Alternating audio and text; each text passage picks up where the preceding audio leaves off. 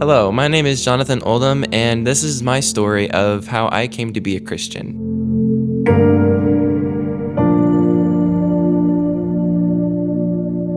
I was about 9 years old or so, and I was just, living the childhood dream of childhood, that is, just, doing the things, being a kid, doing fun things, messing around with people.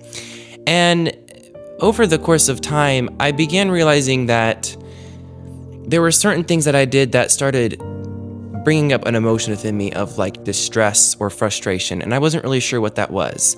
And I guess that's really, the right or wrong kind of response was starting to go on within me. So in all that, I started doing something every night, and that was I started compiling this list of like right and wrong, things that I did good, things that I did bad. And the problem was every night when I would start going through this list, I started getting really distraught with myself because I was like, what do I do with all these wrong things that I have done?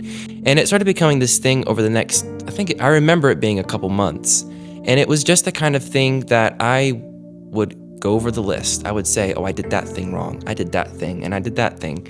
And over the course of time, I just really started getting frustrated, and I wasn't really sure what to do.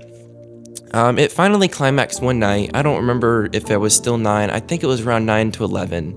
And I just went into my parents' room, and I was like, I've done wrong, and I don't know what to do about it.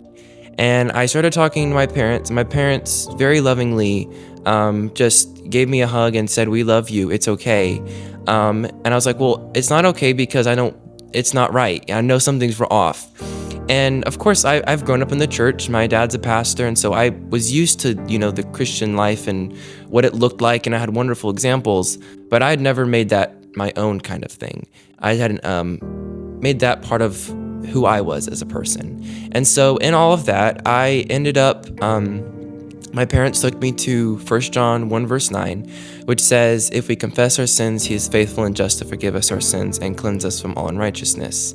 And that right there just really resonated with me because I had realized that, yes, I have these sins, I've done these wrong things, but there's hope in knowing that if we confess them openly before the Lord, that he will forgive them. And that right there just filled me with so much assurance.